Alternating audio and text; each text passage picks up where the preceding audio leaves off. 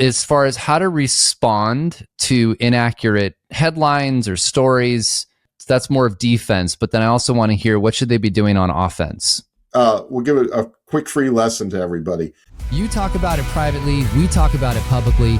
This is the Real Estate Insiders Unfiltered podcast. Welcome again to the Real Estate Insiders Unfiltered podcast. I'm your host, James Dwiggins, along with my rejuvenated co-host, Mr. Dive Bar Keith Robinson is what I'm going to call you today. Tell the viewers and listeners. I've been called worse. They'll get to hear that story in the pod today. But yeah, we had Mitch Robinson. We did the president of Real Estate News. He came on. Man, it was a great conversation. As someone who has been in the process over a few years of launching a new residential real estate news source, he talked about why it was built, how media and news has evolved or devolved over the years. New media, mainstream media, why they get it wrong sometimes. And probably the most important part, or the most interesting part, was how to get plugged into your local media and how to become part of the fabric of your community and the importance of it. From someone who is sitting at, arguably one of the most important chairs around real estate news in the country. So great. And he also used to work in the media as well. So he's got both backgrounds for it. So phenomenal conversation. Put it in your conversation. Mitch, welcome to the podcast. We are excited to have you here. Full disclosure to viewers and listeners, this is after Memorial Day weekend. Everybody on the show is very spunky today. Yes. We've got Mr. Robinson fully relaxed, which is awesome. He spent most of his time with a 70-year-old up band this weekend. Right? It was the oldest, greatest dive bar cover band I've ever seen. Average age was probably 72 years old. They'd shared the stage with Dolly Parton and Kenny Rogers and George Jones. It was one of those afternoons that turned into an evening at a dive bar. I was going to say, when did you get there and when did you leave, Keith?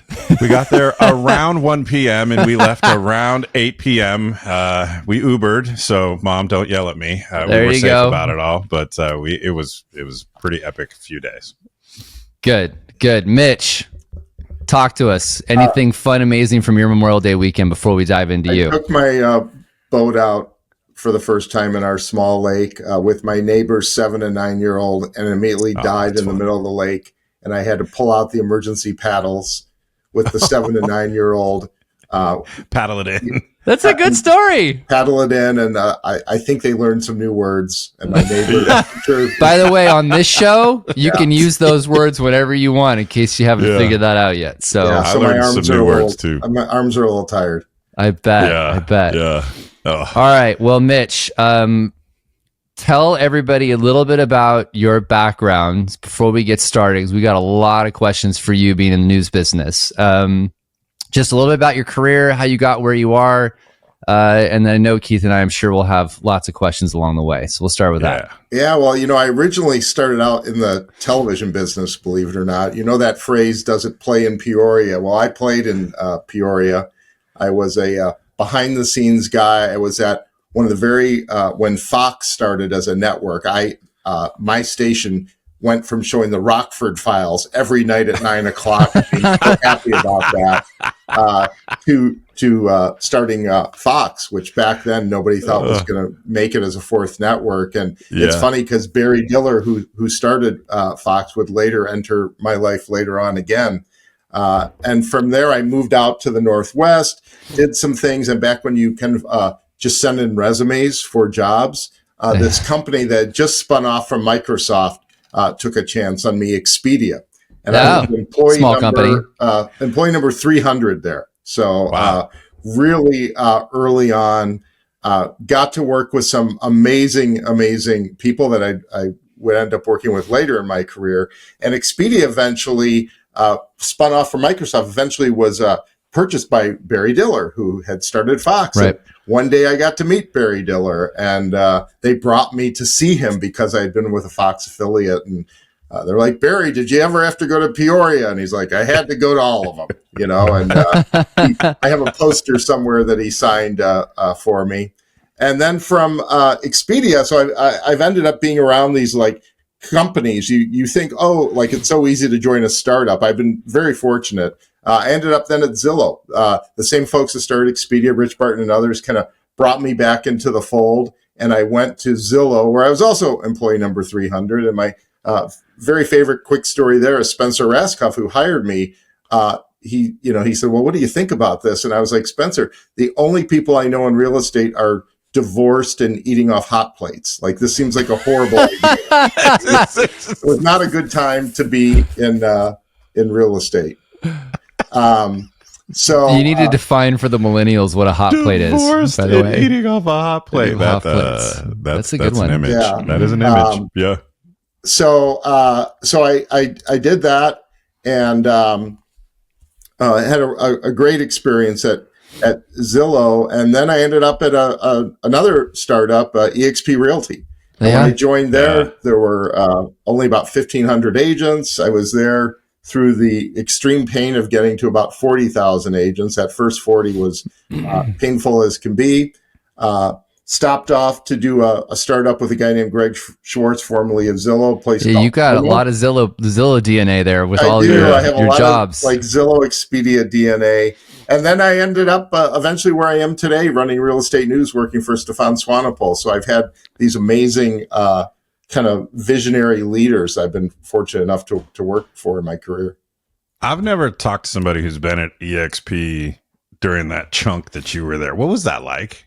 What was it like being there from the number to the bigger number? So working at EXP, at EXP in those early years, every day you were like, can we just keep the train on the tracks? Like, growth are kind of, you think of growth as a good problem, but you had a lot of like angry people saying, I want to be part of this thing and you won't let me kind of stuff. Could we ramp up and figure out processes and things like that? So every day was a challenge and every day was super exciting at the same time. Yeah, but Glenn's also I have a lot of admiration for Glenn. I've known him a long time. Smart guy.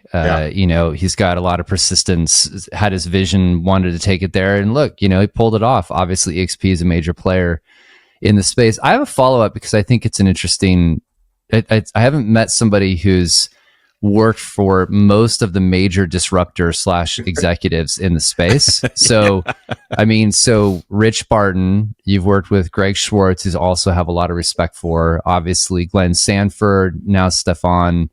What's that like? Like, what's a common DNA what's thread? The through line? What's the through line? That first of all, they're all very different personalities, which is you can be very different and still be super successful. Some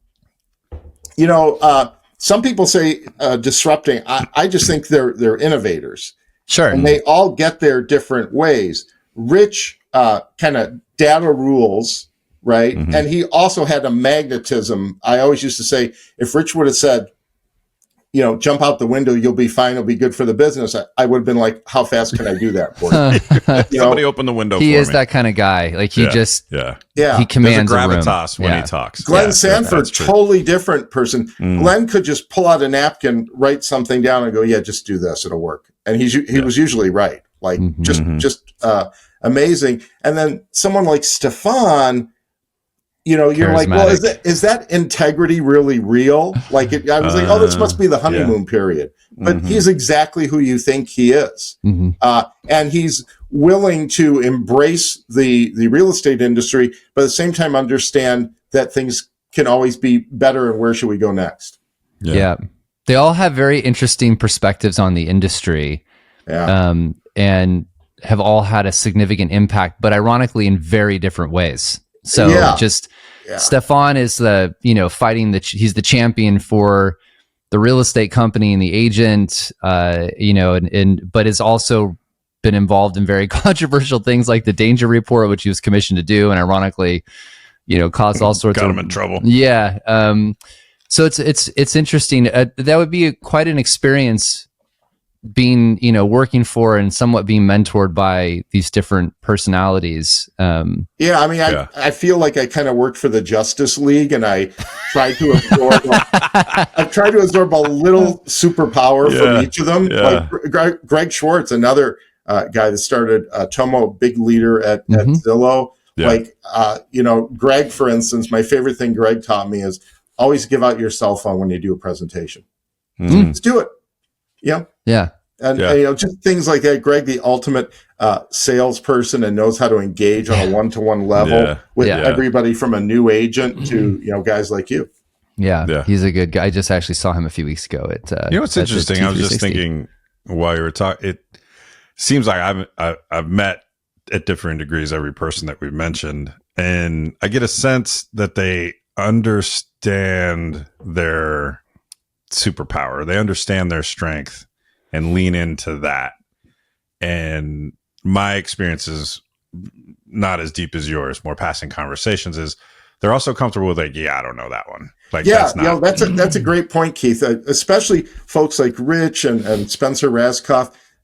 They come from a world where it's like hire people smarter than you are at things you need to get done. That's a great way to say it. And help those people, let those people be successful and congratulate them. Spencer used to say this thing in meetings that always made me nervous. He's like, I just do whatever Mitch Robinson tells me to do. Because I was doing like industry relations kind of things. And I was like, dude, like you work with a lot of really important people. Like, don't make them mad at me. Don't say that.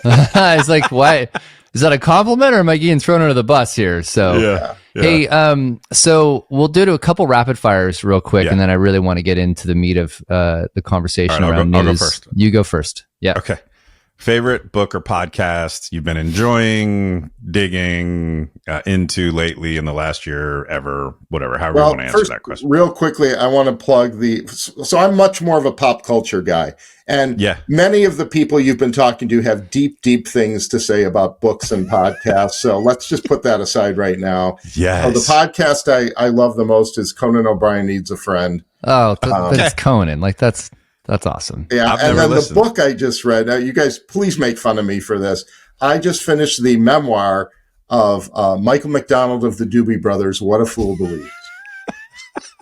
Why would I make fun of you for that? Long ago, that kind of thing. I believe that's our first singing on the pod. First that of all, is actually, and Mitch, imitation. Don't ever do that again, by the way. Second, that is no, do it anytime you want.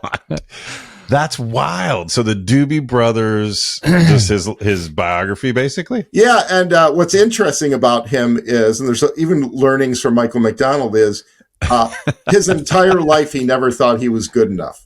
Even when a lot of insecurities, even when he was singing background for every single artist in the 80s, right, aside from the Doobie Brothers, he always thought that he was going to be done. And at one point, just real quickly, he was singing background for Steely Dan. They no longer needed him. And he went back to singing Steely Dan songs at the bar he used to work at. Like, I was in the band. Now I have to go back and sing their stuff at a bar. And sing the covers. Yeah. Jeez. There's an element of, I think, to some degree, what drives successful people is that there's some sort of thing in them that they never feel like they're good enough, which constantly gets them to do more. I don't know. It's a total guess, but I've met a lot of successful people, and I find there's always something pushing them. There's a relentlessness, whether it's from insecurity or their desire to win, however, they're unsettled and always seeking more. Well, and I'm not quite as successful, but I definitely have those insecurities. I was once interviewed by this newspaper, and there was this story like, what drove you to become who you are? And my very first job was working at a country club. And on the very first day, I slammed a golf cart into a member's car. And I'm still recovering from that experience in high school. That's one of those things that you need to actually, did you get like written up for it? You got to frame that. Like that's one of those moments that you have to stick with. Well, my first mentor, he didn't fire me, the golf pro. All right. So if you could have lunch with someone current or historical, who would it be and why? Again, let's go pop culture, because I think we need more of that. I've been a huge fan of David Letterman my entire life. That's a good one. I once ditched out of an Inman event early and got a standby seat, sat in there. Look at you. And right before the show started, he comes out and I raised my hand and he said, "Where are you from? Seattle? Who do you work for?" I work for this company called Zillow. He's like, "What do they do?" Like, he had no idea. And I said, "Well, they can tell you the value of any home." That's all I said. Like, "Okay, we got to start the show." And he went to me 4 or 5 times during the show. That's awesome. We have a guy in the audience that can tell you the value of any home. Any home. I called back to the office, and Amy Botinsky, who ran marketing at the time, she's like, what the hell? What's going to happen on TV tonight? Yeah. What did You're you do? You're welcome, by the way. I want to raise. Yeah. Yeah. Right. A big one. All right. So let's dive into some of the main topics. So you had this really amazing career working for different organizations, obviously with some great people who are highly respected. So real estate news, talk to us. How did it come to be? What was the idea behind it? You know, there's news sources inside the industry. Why is it different? Let's go down that path. Yeah. Well, Stefan Swanepoel, who we talked about earlier, he and Jack Miller got a hold of me one day and said, we have this idea there's room for another voice. And I was like, you guys are supposed to be the smart guys in the industry. Like, journalism is a horrible business to be in. Like, I think you guys are, your streak is ending.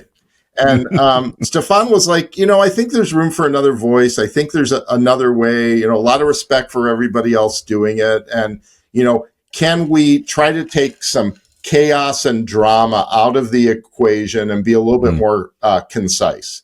And I was like, yeah, that's all good, Stefan, but you guys have a lot of clients. You just want someone to write about your clients. He goes, no, completely editorially independent.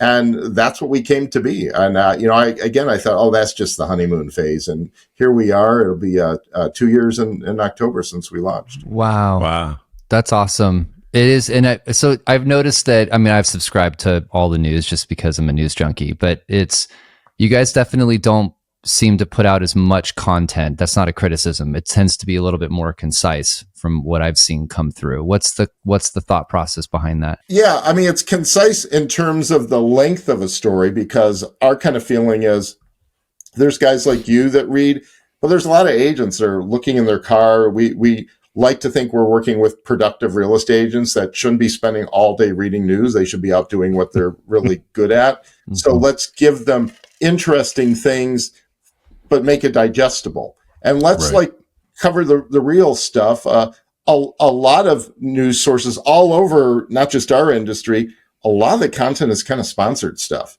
And we try to focus more on what is really the news of the day, and let's get it to folks. So I want to follow up on that. And as I think everybody heard or knows already, my wife's a journalist for CBS. So I get to hear some of these things, at least from the news you see on television perspective. Yeah. So talk to us about mainstream media. You just said some of it's sponsored. Like, where there's been so much inaccurate reporting and we all know this to some degree. Like, people don't believe much of what's on TV or the news anymore. But like, what's happened? Give us like the background on where we've ended up in this world where the consumer doesn't trust media as much. And then I'll piggyback that on, like, why has it been so inaccurate, especially on our industry the past 9 months? So let's talk the bigger picture. And my wife was a reporter for a long time. And, I don't think she has any friends that are still in the biz, which is unfortunate.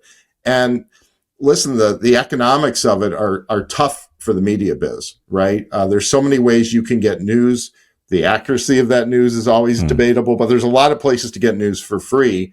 And newspapers and television stations, man, they used to have the way of the world. Big cocktails at lunch, skyboxes they would own at sporting events, multitude of reporters. And today they're trying to do a lot more with a lot less. And listen, if you're on the side where you're trying to get something on the news, I kind of miss those days when I was at Zillow or EXP, because now I'd be like, man, if I just write the right press release or give them the right content, they're in such a hurry. They're probably just going to use it without really questioning it. Really, so, if you give the right headline, right? Yeah. So it makes the media is struggling. And then there's folks on the other side that sometimes take advantage of that as well. Is this an oversimplification? It probably is, but it feels like it went, and I'm someone who gets really frustrated with media. So I tend to do a little dance where I go in and out because I get frustrated. But it seems like it went from slow but right, whatever right is, and fat to just fast and hopefully right. Or it's okay if it's wrong so long as it's fast. I feel like the need for speed has impacted the news's ability to deliver. Does that resonate as accurate? Yeah, listen, the phrase breaking news, I don't think was around 20 years ago, right? Right. Technology, It was just news. It was news, and technology has allowed that to happen. And now there's a race. Listen, when I was growing up, you had like 3 TV stations that had news. And if you wanted to find something instantaneously, it was either news or the radio, and you turned it on and you hoped they were going to come on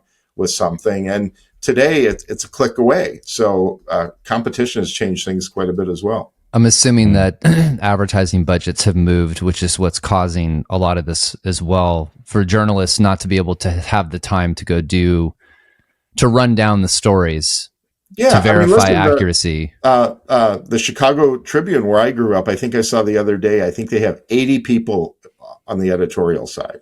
And when you think about sports, is probably like 20 of them or whatever. Like that's kind of amazing. They used to be in the Tribune Tower. Right. And it was, and now that's just not the case around the country. Where do you think it goes? Like, is media shifted completely now? Is there ever going to be a time where, I mean, I guess, what is your take? Where is media going to be in the next 5 years? The implications of AI are great and scary at the same time, for the media. I believe in when it comes to media, like real people writing real things is super important, or delivering the news on air is super important. I don't want us to give that up. At the same time, things like AI maybe can speed up what those people are doing a little bit. But I like to think that, major journalistic institutions will still be around in 5 years. How they get there might change. What about this? Oh, sorry, ahead, Jim. No, go ahead, Keith. Okay. Go ahead. There's this concept of new media that I've heard sort of running around. I guess somehow technically James and I might be considered new media because podcast is part of new media.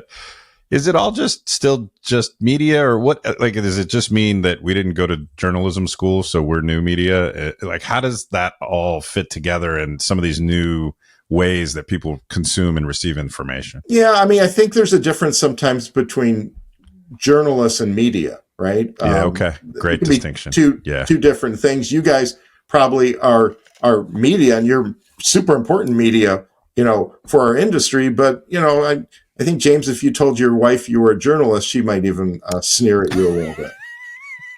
I would not do that. Try tonight. I dare you. No, that is not something that I would say. Your point's extremely valid, by the way. Journalists you can who stay went in to the school, guest house, James. It'll be fine. We got you. I mean, I wouldn't be in the same house. Like, it would be staying in her horse trailer. I mean, my wife was a reporter for a long time, and she's like, wait, you're running realestatenews.com? Like, what gives you the right to do that? I'm like, why? You're right. They're very, and understandably, they went to school for this, and, she has a degree from Mizzou, which is one of the top journalism schools in the country. If I said journalist, she would be pissed. Yeah, see? Be careful. Right. Yeah. Great distinction, by the way. Thank you. Yeah. So let me ask you this, because I don't know these answers, by the way, just for the audience. We're kind of riffing here a little bit. Is there somebody who creates headlines and then there's a journalist that creates the article, like to grab attention, or is that usually the same person that's doing that? No, in most news entities, the person that writes the story does not write the headline. At Real Estate News, for instance, we have a great reporter, AJ, who will sometimes argue with our editor saying, this should be the headline. And we're like, go write another story. Sometimes you're right, sometimes you're wrong. But it's up to us to take, the content of what somebody has written and figure out how to explain it in like 8 words. So then that's going to lead me to this follow-up question, because the headlines the past 9 months have been so inaccurate. Like, not yours, just talking in mainstream media, to be clear. Yep. It's been just like, none of that's just some of the headlines, like the 6% commission's gone. I'm like, it hasn't been 6% since 1991, people. Like, nobody's doing any research. Like, what? And it just infuriates the industry. Well, and I thought it was negotiable. What if I negotiate 6? Holler at your boy, right? Like, there's a bunch of things going on here. First of all, depending on the size of the entity, the copy desk or whoever is writing the headlines, you might be surprised how little experience they have. Or there is someone, on the other hand, pressing on their shoulder a little bit, saying we have to get page views. Jazz it up a little bit. And unfortunately, like we talk a lot where I am about please don't write headlines to keywords. Like, Right. please write You know, what's right for the audience. But that happens a ton. I've noticed, so I watch a lot of financial news. That's how I get 99% of my news, because I figure if it's really newsworthy, it'll spill over into the financial, your Bloomberg or CNBC. I find you guys Bloomberg-esque or ish for real estate. Like, your headlines are a little more substantive, a little more meaty, kind of tell you exactly what you're going to be reading. Is that an apt comparison, or? Yeah, I mean, I'll take it. I mean, I can tell you our small gritty team, we obsess over headlines and subject lines for emails. And we always talk about getting back to kind of our values of, are we creating chaos? Are we putting too much drama in? And at the same time, like, we kind of need to pay the bills. So we want people to read it. And we also can't be too boring, or people are going to be like, well, why do I need that? So it's a balance. Like that. It's a daily exercise to find the right place to be. What are people reading? Tell us some of the stuff that the audience is. I'm curious. Like, you guys, I'm sure, have massive analytics that you're. Yeah, in fact, look, like, here's my latest list. Oh God! And I don't know if you can see. I have little icons here that represent like different reasons that people are reading things. What everybody thinks is everybody is just reading things about lawsuits, right? Like that. That's it, and certainly that's a big part of it. But a lot of times, the more common thread is, what is impacting someone's wallet? And is it impacting the agent's wallet, which then impacts the broker's financial status, and then vendors that are trying to get money from those two groups? So a lot of times, like, if you looked at my little sheet here, there's a $ between all the top 10 stories in the last 3 months. And you can say, well, some of those are commission stories, but some of them are a story about an MLS. Some are other things. And then the other big stories, sometimes, search will just do things, right? We are a site that is made for the residential real estate industry. So agents, brokers, vendors. Sometimes we write something and it gets a consumer tailwind, and we don't just get the industry, but we get consumers that find us because we've struck a chord somehow. Interesting. So it's constant. I mean, I would almost bet lawsuit conversations are annoying at this point, because people are like, I'm overhearing about the death of the real estate industry and doom and gloom. Yeah, I think there's definitely a burnout factor. Yeah. Right. And we try not to, like, my hope is always that we could write other things that will motivate or interest people, and there's news, and then there's kind of like, like Jay Thompson writes for us. And one of our top pieces ever was around the holidays. Jay wrote something about the holidays are here and it's okay not to work. Yeah. Like that resonated with our audience big time. I should have Shout out Jay, currently, or maybe just finished walking Hadrian's Wall. Yes. Was following him online about that. Yeah. I can't wait for that write-up. When he went to Texas and started fishing, I was like, God, I wish I was Jay. So yeah. He does more retired. Jay used to work for me at Zillow and had the hardest job in the world, which was engaging with the industry. And Jay got death threats when he joined Zillow because he was a successful blogger and real estate agent, and people were really, really angry. That was the time of like the syndication wars. Like Jay had it tough back then. I love our industry. It's just filled with so much craziness. Sometimes it blows my mind. I'm surprised Keith and I haven't been canceled yet, or there's some petition for it. The day is young. Let's ask you this question, because I'm sure this is something that everybody would be interested in. What should the industry be doing? When I say industry, I'm talking about brokers and agents and MLSs and associations. What should they be doing as far as a media strategy, both as far as how to respond to inaccurate headlines or stories, that's more of defense, but then I also want to hear, what should they be doing on offense? Yeah. So I'm not a big respond person. You can get angry about what the New York Times writes or your local paper or television station. It's not going to do a whole lot of good. And, the industry is now exposed, I think, to consumers in a way it never has been before from a media perspective. And so you have a lot of people writing things that are either writing to keywords or don't have the expertise. They look at it at a higher level, and we all know a lot more, and that's like frustrating. I have been kind of saying to agents and MLS leaders, forever, why aren't you engaging with your local media? Again, we were talking before, they have less staff, in wherever you guys are, where I are, there are television stations that now do like a 3-hour morning show. They can barely figure out what to do during that time. Like, why aren't you approaching these folks and trying to share proactive information? And it's not just like, here are the homes this week. They're always looking for people to talk to. And a lot of people are like, oh, I'm kind of scared of the media. I'm like, oh my God, they're like, somebody called in and might give us something to make our job easier today. And so I really suggest, get some minor media training or figure it out on your own and start engaging and know the people in your community where you can tell your story in a proactive way. How should they engage? Give them the strategy on that. First of all, have an idea what's going on in the news nationally, because as you know, James, local TV and media, they're looking for a way to localize things all the time. Okay. And so if there's a big change in mortgage rates, could you be the one they talk to? If something is going on with home prices, or there's interesting things out there, be the one. And the way to do it is like, oh, who would I contact? Call the reporter, leave a message after the show, email them. There is no excuse not to find an email and send something to someone and try to make a friend and get involved and be a resource. But so the common thread that 99% of agents will say in the back of their brain is I'm nervous to be on television and say something that, that gets me in trouble, or the reporter questions me or debates me. And so I don't want to be that person. So here's my very quick, we'll give it a quick free lesson to everybody. Don't worry about the question, but know what you want to talk about, and find a simple way to bridge to what you want to talk about. That doesn't mean you're disrespectful to the question, but don't try to guess.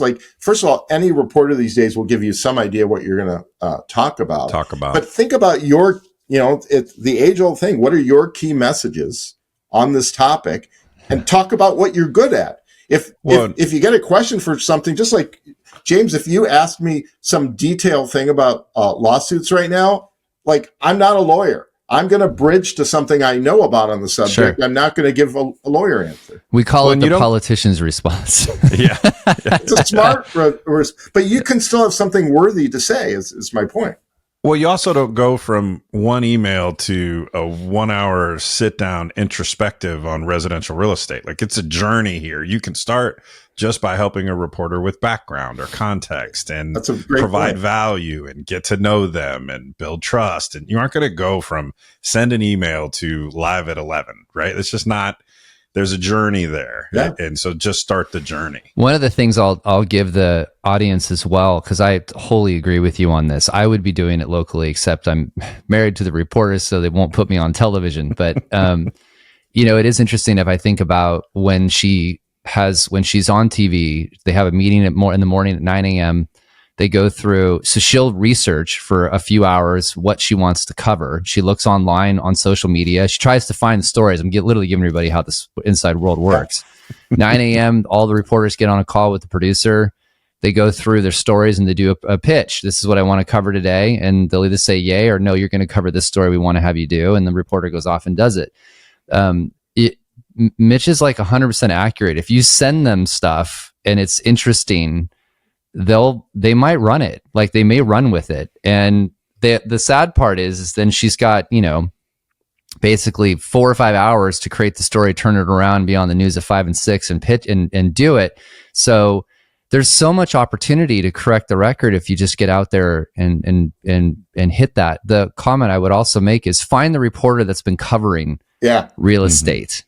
So don't just broad brush send it to everybody. Find the one that's been doing stories on real estate in the past. Every local news station will usually assign to a specific reporter that covers a subject matter. And I always give people the tip, if you are going to talk to someone and you find out who that is, there's no excuse not to go back and watch their last 10 things they've done or read their last 10 articles. Get the vibe. understand the kind of things they write, understand if they're a reporter, what they've seen on TV. It's all there waiting for you. Yeah. Well, and the other piece to layer in there is, and you touched on it, Mitch, but I just really want to plant the flag hard, is all real estate is hyper local.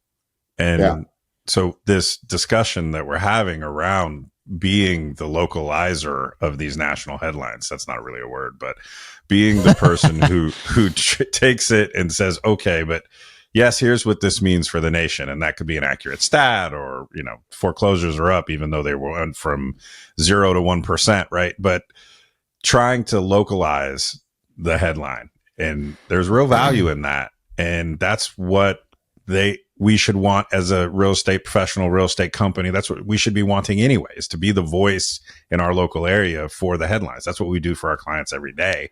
So why can't you do it for a reporter in the same fashion? Hey, I have a question for you, Mitch, on the same sort of topic. No, I mean to put you on the spot, but I'm just very curious now. Often you did the voice that means I know, but my brain is be leaning in. Okay, go ahead. My brain's going. How often has NAR or local associations or brokerages reached out to you to comment on articles or put out stories? They don't. You can answer no, by the way. They don't normally. They never reach out to us. There's no proactive communication. Rarely. It's more often that we're working on something and please talk to us. But isn't that part of the problem? I would say, listen, when I was on the other side of the equation at some of these companies, I was super proactive. I had these hybrid jobs of like marketing / comms. I was always engaging with Inman and others when I was in real. I was always like, I want to give them the meat of what. If I don't give them ideas of what I want done, they're going to do other stuff that's not going to be helpful. Right. And I don't really. I think NAR right now, without knowing too much of the inner workings of the comms folks, I think they're just trying to get through to the next day. I think things are finally getting a little quieter. But I think all of these organizations, and it's please, it's not about the press release. It's about engaging with our folks. When we meet with people, we're like, call us, email us, talk to us. It doesn't have to be a press release in order to make a case for something. It's an interesting response on all of that. It's the idea of defense versus offense. It's so weird to me because Keith and I, when we talk about things, we're always looking at things from, this is what we need to be prepared for, and this is how we need to go proactively communicate about these things, so that, to your comment, we're into some way kind of controlling the narrative, or at least putting the narrative out there that we want in the ecosystem. Well, and what I think people are missing sometimes, they're like, oh, the media is evil and all that. If you, at Real Estate News, if you give us a CEO to talk to, it's not like our reporter goes off in a room like digging up dirt and all the horrible things. And if you don't want to answer something, don't answer something, right? Yeah, let's hear your story. Let's find something interesting, out of it. And listen, when we talk to Andy Florence or Damien or any of those guys, like, they give us pretty good stuff. Like, they know what they want to talk about, and we don't have to dig too deep. They know how to do it. Yeah. Where did this sort of? It feels like there's this obsession, like no one they got to have the whole answer before they want to talk about it. And I never really understood that. Like, I'm not like propping us up like we're amazing or anything like that, but we jumped on a discussion, I don't know, within 2 hours of the settlement happening, to talk about what we knew and understood, with having had 2 to 3 hours to consume as much information. And we were clear and candid that we didn't know it all. And we've read this 4 times each, and we're going to talk about it. And why this obsession with having like perfect or near perfect accuracy just to even start a conversation? Where do you think that comes from? Well, I mean, first of all, if you're a public company, you can't ignore you have stockholders, and what you say. One little blip could impact, the stock price. Maybe. I don't like to think they're not consumed by that. You also, I think, a lot of people have this like stereotype of journalism where it's all kind of like gotcha stuff, and I don't think most journalists are like that, and they'll give folks some grace, and asking the questions and getting the answers. But a lot of people just inherently are nervous when it comes to the media. And listen, I was very fortunate. I married a reporter. I used to sit at the copy desk till 1 a.m. waiting for my fiance at the time to get done with work. And I kind of understood that. And then I worked in television for 12 years and I saw the news people working. I was like, oh, they're not like trying to do bad things. They're just trying to get through to the next day most of the time. Well, and to piggyback on that, I've asked, Katie those questions in the past, and she's like, well, look, if we bury somebody, we never get access to them again. Right. So like, it doesn't make any sense for us to do that unless we're doing a story that's, really deep and it's bad things, we're going to investigate. Sure. But if you want somebody as a source to provide information, it's a balancing act. You want to make sure that you're being truthful, but you also don't want to piss them off because then they'll never talk to you again. And here's the other part. Don't go to the media with something when it's not real. I was just watching this new series on Netflix last night, a comedy called Tires, about a tire shop. And they had a local journalist coming to interview them because they were going to be the tire shop for women. And the local journalist comes in and he kind of says to them, so I see you have some signs up that say we respect women. What else are you doing? And they had nothing. Right. And the journalist ended up like, well, guess what I'm going to write about. Right. So like have something real. Like, does it pass? We used to say, does it pass the smell test? Like, do you really have something to offer, or are you just, doing marketing? Like, right. All right, Keith, take us home on the question for Mitch that we ask all our guests. So, Mitch, what's one thing that you would do, change, or implement if you were running a brokerage or if you were a real estate professional? What's one thing that you would change, add, or be thinking about to really impact your business for the next 12 months? I would say if you're an agent, let's get back to getting involved in our community a little bit more. Listen, I love social. I love lead generation. There's a place for all of that. But I always think of it as a term of like levers on a soundboard, and which one should you raise and which one should you lower? I think community engagement, that lever is really, really low right now. And it's time to raise that one up. I think that can still make a huge difference. It's a good advice. It's a good reminder that just talk to people, just get belly to belly with people and have a conversation. And be part of the tribe, be part of the village, right? Yeah, there's so much topics about lead generation, which is it's just not very personal versus just getting involved, having a cocktail, meeting people at social events. I think it's a good reminder. Can I just say, in most communities, you can rent out a movie theater and show any movie you want for like $300 or $400. I'm not kidding. Right. Why don't you just go rent out a movie theater and invite a bunch of people? Maybe do not show the Money Pit. Bad idea, but there's probably something better. It's a good movie, by the way. So. Mitch, as always, great to catch up with you. Good insight, by the way, and for media strategy. Congrats on all the success. Can't wait to have a beer with you and talk about some of the stories and more stories of working for some of these amazing executives in the business. Keep being the voice that you guys are being. I think you're right. There is space in the industry for what you all are doing. So keep fighting the good fight, because it's really, really needed and really valuable. Well, and thank you. And listen, you guys provide a valuable service as well. Like you said, we need folks like you that you actually help hold media accountable as well by the way you talk to folks. So, keep on doing it. We appreciate that for sure. So, all right, my friend, thanks for being here. Thank you. Thanks, Mitch. It's our job to say out loud what everybody's only thinking to themselves. It's your job to subscribe to this podcast so you never miss an episode.